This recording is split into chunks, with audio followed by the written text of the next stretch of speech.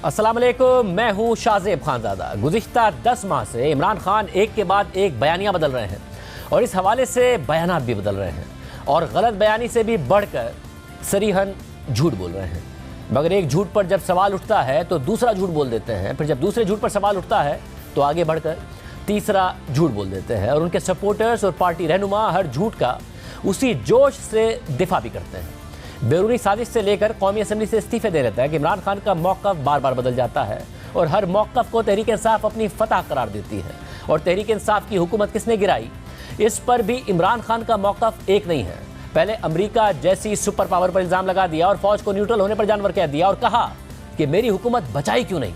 फिर U turn लेकर कहा कि मैं अमरीका पर इल्ज़ाम को पीछे छोड़कर आगे बढ़ना चाहता हूँ और फिर जनरल बाजवा की रिटायरमेंट के बाद बराह रास्त जनरल बाजवा पर इल्ज़ाम लगा दिया, मगर मौजूदा हुकूमत को इम्पोर्टेड हुकूमत ही करार देते रहे। फिर गुज़िश्ता दिनों पंजाब के निगरान वज़ीर आला मोहसिन नकवी पर अपनी हुकूमत गिराने का इल्ज़ाम लगा दिया, फिर सुप्रीम कोर्ट को मौजूदा हालात का जिम्मेदार करार दे दिया और अब 10 माह तक अमरीका पर साजिश का इल्ज़ाम लगाने के बाद इमरान खान ने यह यू टर्न ले लिया है कि उनकी हुकूमत के खिलाफ साजिश अमरीका से इम्पोर्ट नहीं हुई थी, बल्कि जनरल बाजवा ने अमरीका को एक्सपोर्ट की थी। मगर दिलचस्प बात यह है कि बतौर वज़ीर आज़म इमरान खान ने सुपर पावर और पाकिस्तान की सबसे बड़ी एक्सपोर्ट मार्केट पर इल्ज़ाम लगाकर मुल्क की पूरी खारजा पॉलिसी को दांव पर लगा दिया, मुल्क को ही कटहरे में लाकर खड़ा कर दिया। और आज जब इस बयानिए से 10 माह बाद पीछे हट रहे हैं तो उसे भी मुल्क पर एहसान के तौर पर पेश कर रहे हैं कि अमरीका से पाकिस्तान के ताल्लुकात बेहतर होने चाहिए और ज़ाती अना को पीछे रखना चाहिए।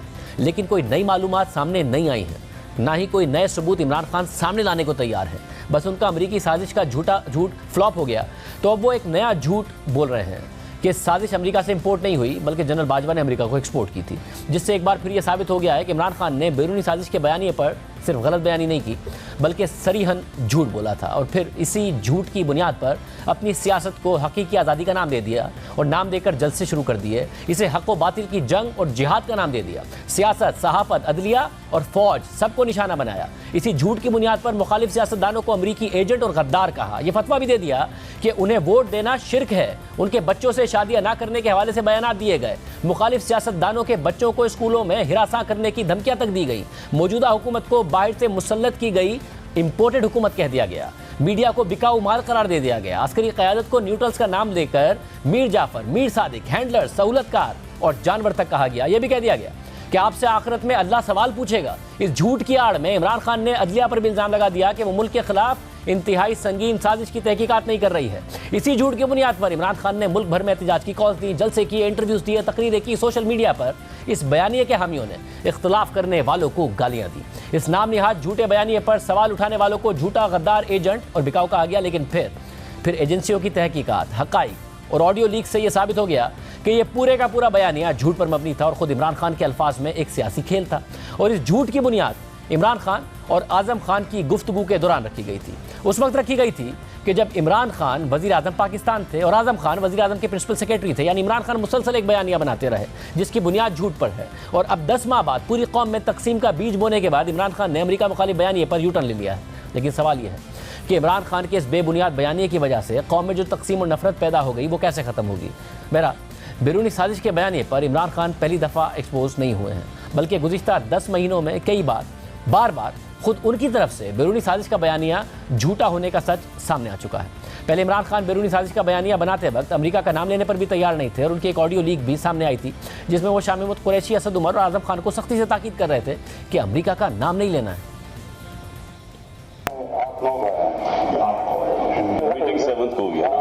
हमने तो अमेरिकन का नाम लेना ही नहीं है किसी सूरत में हम लिखे। सो इस इशू के ऊपर प्लीज किसी के मुंह से मुल्क का नाम ना निकले। ये बहुत इंपॉर्टेंट है आप सबके लिए कि किस मुल्क से लेटर आया है, मैं किसी के मुंह से उसका नाम नहीं सुनना चाहता। इसके बाद फिर एक और ऑडियो लीक आई जिसमें इमरान खान अमरीकी साजिशी बयानिए पर असद उमर और शेरी मज़ारी से बात करते हैं और बताते हैं कि कैसे हमने मीर जाफर और मीर सादिक के नामों पर लोगों को स्पून फीड करना है, क्योंकि लोगों के जहन इस वक्त ज़रख़ेज़ ज़मीन की तरह है, यानी जो भी कहेंगे वो यकीन कर लेंगे। इसके अलावा 31 मार्च 2022 की तकरीर में इमरान खान ने खुद ही अमेरिका का नाम ले लिया। 8 मार्च को या उससे पहले 7 मार्च को हमें एक अमेरिका ने एक बाहर से मुल्क ने, मैं नाम मतलब मेरा कि किसी और बाहर से मुल्क से इसके बाद इस बयानी में मीर जाफर और मीर सादिक भी शामिल होते गए। ये कौन थे मीर जाफर और मीर सादिक? मीर जाफर जो मुसलमानों का, मुगलों का गवर्नर सिराजुद्दौला था, उसका सिपहसालार था, कमांडर इन चीफ था। उसने अंग्रेजों के साथ मिलके गद्दारी की सिराजुद्दौला से। और मीर सादिक वो था जिसने टीपू सुल्तान से आखिर में जाके अंग्रेजों के साथ मिलके गद्दारी की। जो इस साजिश को कामयाब होने से रोक सकते थे। मेरा सबसे सवाल है कि क्या आप अगर ये समझते हैं कि कौम आपको माफ कर देगी, कि आप कहें जी हम न्यूट्रल हैं, कौम नहीं माफ करेगी। आप अपने चौकीदार को माफ करेंगे अगर आपके घर पे डाका पड़े और चौकीदार कहे मैं न्यूट्रल हूं। लेकिन फिर ये कहना शुरू कर दिया कि मान लेते हैं कि एस्टैब्लिशमेंट ने साजिश नहीं की, लेकिन उसे रोक तो सकते थे। चले मानते हो कि एस्टेब्लिशमेंट ने कोई इसके ऊपर साजिश नहीं की, लेकिन रोक तो सकते थी ना। जानते तो थे इनका माजी। क्या इनका माजी नहीं पता था? जनरल बाजवा जब तक ओहदे पर रहे तो ये बयान नहीं रहा, लेकिन जनरल बाजवा के रिटायर होते ही बैरूनी साजिश का सारा इल्जाम एक आदमी यानी जनरल बाजवा पर लग गया। 8 महीने पहले एक आदमी ने जो फैसला किया, जो जुल्म किया इस मुल्क के ऊपर, कोई दुश्मन नहीं कर सकता। एक गवर्नमेंट गिराई एक आदमी ने। मगर फिर अचानक गुज़िश्ता दिनों इमरान खान ने यह कह दिया कि निगरां वज़ीर आला पंजाब मोहसिन नकवी मुबैना बैरूनी साजिश के मरकजी किरदार थे। मुझे आईबी की बाकायदा रिपोर्ट्स आती थी। एक आदमी ने सबसे ज्यादा कोशिश की हमारी हुकूमत गिराने की, उसका नाम मोहसिन नकवी था। हर जगह मोहसिन नकवी का नाम आता था कि इसने सबसे ज्यादा कोशिश की इस कॉन्स्पिरेसी को कामयाब करने। और यानी इमरान खान जिन्होंने पहले ये कहना शुरू किया था कि उनकी हुकूमत के खिलाफ साजिश दुनिया के सबसे ताकतवर मुल्क के ताकतवर तरीन ओहदेदारों ने की, मगर उसमें पाकिस्तान की फौज न्यूट्रल थी। फिर ये कहना शुरू किया कि इसके लिए अमेरिका ने पाकिस्तान के ताकतवर तरीन इदारे यानी पाक फौज और उसके ताकतवर तरीन फर्द यानी आर्मी चीफ को साथ शामिल किया। इसमें तहरीक इंसाफ के अलावा पाकिस्तान की सारी सियासी कुव्वतों को शामिल किया गया, पाकिस्तान के दीगर ताकतवर तरीन इदारों को साथ मिलाया गया। वही इमरान खान चंद हफ्ते पहले ये कह रहे थे कि उनकी हुकूमत के खिलाफ साजिश का मरकजी किरदार लाहौर में एक न्यूज़ चैनल चलाने वाले मोहसिन नकवी हैं। और अब कह रहे हैं कि साजिश तो अमेरिका से इंपोर्ट ही नहीं हुई, बल्कि जनरल बाजवा ने अमेरिका को एक्सपोर्ट की थी। सिर्फ यही नहीं, इमरान खान ने अपने साजिशी बयानी से मुतालिक गलत बयानी भी की कि क्योंकि वो रूस गए और रूस से सस्ता तेल खरीदने का मुआहदा कर लिया था, इसलिए अमेरिकी साजिश के जरिए उनकी हुकूमत गिराई गई। इमरान खान ने आज भी बयान दिया कि मैंने सदर पुतिन से तय कर लिया था कि वो जिस तरह भारत को सस्ता तेल दे रहे हैं हमें भी दें। मैं जब गया हम तय करके आ गए थे, मैंने सदर पुतिन से तय कर लिया था कि जिस तरह हिंदुस्तान को सस्ता तेल दे रहे हैं हमें भी वो सस्ता तेल दें। ना तो इमरान खान के रूस के दौरे के दौरान किसी भी मीटिंग में और ना ही किसी भी प्रेस रिलीज में रूस से सस्ता तेल खरीदने का कोई भी जिक्र था। और ख़ुद उस वक्त के रूसी सफ़ीर वाजे कर चुके हैं कि इमरान खान हुकूमत के साथ सस्ते तेल का कोई मुआहदा नहीं हुआ। बाद में मौजूदा हुकूमत ने भी पोजीशन अख्तियार की कि इमरान खान की हुकूमत में अगर रूस से कोई मुआहदा हुआ था तो इसका कोई दस्तावेजी सबूत मौजूद क्यों नहीं है। बहरहाल अब ये वाज़े होने लगा है कि इमरान खान अपने बयानी में फंस चुके हैं और अमेरिका पर साजिश के इल्ज़ाम से पीछे हटना चाहते हैं। और हकीकत भी यह है कि इमरान खान अवामी सतह पर तो अमेरिका मुखालिफ जज्बात भड़काते रहे हैं और अपनी सियासत चमकाते रहे हैं, लेकिन अंदर से अमेरिका से अपने ताल्लुकात के लिए काम करते रहे हैं। गुज़िश्ता साल अमेरिका से ताल्लुकात बेहतर करने के लिए और अमेरिका में तहरीक इंसाफ की इमेज बिल्डिंग के लिए तहरीक इंसाफ ने अमेरिका में पब्लिक रिलेशन की एक फर्म फेंटन आर्लुक की खिदमत हासिल की और माहाना $25,000 अदा करने का मुआहदा कर लिया। इस फर्म की जिम्मेदारी थी कि यह फर्म तहरीक इंसाफ को अमेरिका में पब्लिक रिलेशन सर्विस फराहम करे, आर्टिकल छपवाए, तहरीक इंसाफ के अहदेदारों या हामियों के इंटरव्यूज़ करवाए और सोशल मीडिया के हवाले से उन्हें मशवरे दे। अब इसमें कोई हर्ज नहीं है कि अगर कोई जमात चाहती है कि अमरीकी मीडिया और अमरीकी सियासतदानों में उसका मस्बत तासुर कायम हो तो गलत नहीं है, मगर यह सब खुद तहरीक इंसाफ के अपने बयानी के खिलाफ है, क्योंकि पाकिस्तानी अवाम में तहरीक इंसाफ अमरीका मुखालिफ जज्बात को भड़काती रही है, अमरीका मुखालिफ बयानियाँ बनाती रही है और इसी बयानिए पर इलेक्शन भी लड़ना चाहती है और दूसरी तरफ चाहती है कि अमरीकी मीडिया और हुकूमत में उसका मस्बत तासुर कायम हो। गुज़िश्ता साल इसकी एक और मिसाल सामने आई थी। पाकिस्तान में अमरीकी सफ़ीर डोनाल्ड ब्लूम ने खैबर पख्तूनख्वा का दौरा किया। वहाँ पर तहरीक इंसाफ के वज़ीर आला महमूद खान से मिले, वज़ीर सेहत तैमूर झगड़ा से मिले, सूबाई हुकूमत को USAID की तरफ से एम्बुलेंसेस का अतिया दिया, मगर खुद तहरीक इंसाफ की रहनुमा शेरी मज़ारी ने अमरीकी सफ़ीर के इस दौरे पर भी तनकीद कर दी। डॉक्टर शेरी मज़ारी ने ट्विटर पर अपनी पोस्ट में सिर्फ 2 तस्वीर शेयर की, जिनमें फ़ौजी हुकाम और अमरीकी सफ़ीर को तोरखम बॉर्डर के करीब एक पोस्ट पर ब्रीफिंग दे रहे हैं, सिर्फ वो तस्वीर शेयर की। जबकि इस दौरे की वो तस्वीर शेयर नहीं की गई जिनमें अमरीकी सफ़ीर तहरीक इंसाफ से ताल्लुक़ रखने वाले वज़ीर आला महमूद खान समेत दीगर वज़रा और सूबाई हुकाम से मुलाकात कर रहे थे और कहा ट्वीट में कहा कि अमेरिकी सफीर और उनका गैंग पाकिस्तान के हसास इलाकों पर परवास करते हुए जमीन का मुआयना कर रहे हैं, जबकि मौसूफ को सरकारी ब्रीफिंग भी मयसर है और रेड कार्पेट भी मयसर है। इन इलाकों में तो आम पाकिस्तानी भी कदम नहीं रख सकते। क्या हम गुलाम हैं? क्या ब्लूम वाइसरॉय है और उसका नाम और तकब्बुर सब पर हावी है? हुकूमत की तब्दीली की अमरीकी साजिश के एजेंडे का एक और नुक्ता पूरा हुआ। ये सब श्री मज़ारी ने लिख दिया। अब एक तरफ तहरीक इंसाफ ही से ताल्लुक़ रखने वाले वज़ीर आला अमरीकी सफ़ीर से मुलाकात कर रहे थे। अमरीकी सफ़ीर खैबर पख्तूनख्वा हुकूमत के मातहत इलाके का दौरा कर रहे थे और दूसरी तरफ खुद तहरीक इंसाफी की रहनुमा श्री मज़ारी अवाम के सामने अमरीकी सफ़ीर के दौरे पर तनकीद कर रही थी और ख़ुद वो तस्वीर शेयर कर रही थी जो इस बयानिए को सूट करती थी। ताहम जब शेरी मज़ारी पर तनकीद हुई तो उन्होंने एक और ट्वीट में लिखा कि हुकूमतों का आपस में समाजी और इक़्तिसादी मुआहदे करना मामूल का अमल है, मगर एक सफ़ीर को हसास इलाकों तक रसाई देना सिक्योरिटी का मामला है। फिर इसी दौरान एक और पेशरफ भी हुई। उस वक्त के वज़ीर आला पंजाब चौधरी परवेज़ इलाही से अमरीकी कौंसिल जनरल ने भी मुलाकात की और पाक अमरीका ताल्लुकात पर गुफ्तगू भी हुई। फिर खुद फवाद चौधरी अमरीकी सफ़ीर से मुलाकातें करते रहे और मीडिया में जब खबर आ गई तो उन्होंने इसका एतराफ़ भी कर लिया और इन मुलाकातों को तहरीक इंसाफ सिफारतकारी का नाम देती रही, मगर अवाम में मकबूलियत के लिए अमरीका मुखालिफ कैंपेन भी जारी रखती रही और साथ ही अमरीका में अपने बेहतर इमेज के लिए एक PR फर्म की खिदमत भी हासिल कर चुकी थी। और अब यह सूरत हाल हो गई है कि अमरीकी साजिश समेत इमरान खान के तमाम इल्ज़ामात का मरकज़ साबिक army chief general Qamar Javed Bajwa बन चुके हैं।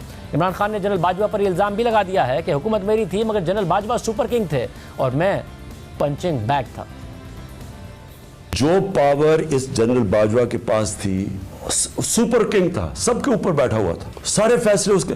एक आदमी को जब इतनी ज्यादा पावर मिल जाए लेकिन उसको कोई पूछने वाला नहीं है, कोई चेक नहीं कर सकता। तनकीद तो इमरान खान की होती थी हर दूसरे दिन, हर रोज टीवी पे गालियां सुन रहा हूं, तनकीद हो रही है। पंचिंग बैग तो मैं था। हुकूमत में इमरान खान कहते थे कि हुकूमत के सारे फैसले मैं खुद करता हूँ। जो भी फैसला है जिम्मेदार मैं हूं और मैं जिम्मेदार ऐसे हूं कि ये कोई फैसला मेरे पूछे बगैर नहीं होता, डिबेट किए बगैर नहीं होता। अगर मुझे बाहर से ओपिनियन लेना पड़े मैं बाहर से ओपिनियन लेता हूं। आज इमरान खान जिस जनरल बाजवा पर अपनी हुकूमत गिराने का इल्ज़ाम लगा रहे हैं, इसी जनरल बाजवा को पहली तौसी के बाद भी उन्होंने 2 दफ़ा तौसी की पेशकश की और ये बात मानी।